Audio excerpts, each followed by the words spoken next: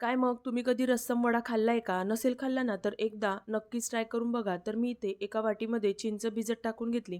नंतर एक मिक्सरचं भांडं घेतलं. त्याच्यामध्ये कांदा, लसूण, धने, जिरं आणि 2 हिरव्या मिरच्या, सोबतच कढीपत्त्याची पानं आणि काळी मिरी टाकून याला जाडसर वाटून घ्यायचं. खूप जास्त पेस्ट करायचं नाही आहे, असं जाडसरच ठेवायचं आहे.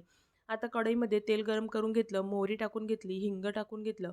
नंतर 3 सुक्या लाल मिरच्या टाकल्या आणि जे वाटण तयार केलं होतं ना, ते टाकून घेतलं. हे वाटण चांगलं असं परतून घ्यायचं. नंतर याच्यामध्ये 4 असे टमाटर कट करून घेतलेले आहे. इथे टमाटरची प्युरी देखील वापरू शकता. आता याला चांगलं असं शिजवून घ्यायचं. नंतर याच्यामध्ये काही मसाले टाकून घ्यायचे.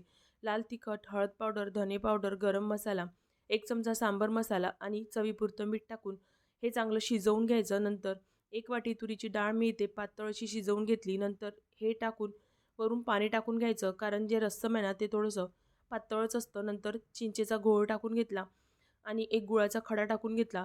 याच्यामुळे मस्त अशी आंबट, गोड, तिखट अशी चव लागते. तर अगदी चविष्ट बनते आणि तोंडाला चव नसेल ना, तर ही रेसिपी नक्कीच ट्राय करून बघा. वरून कोथिंबीर टाकून घेतली आणि कढीपत्त्याची पानं हातानेच कट करून टाकून घेतली आणि उडदाच्या डाळीचे हे वडे बनवले होते ते याच्यामध्ये टाकून घेतले. रेसिपी आवडली असेल तर व्हिडिओला लाईक करा. Bye bye.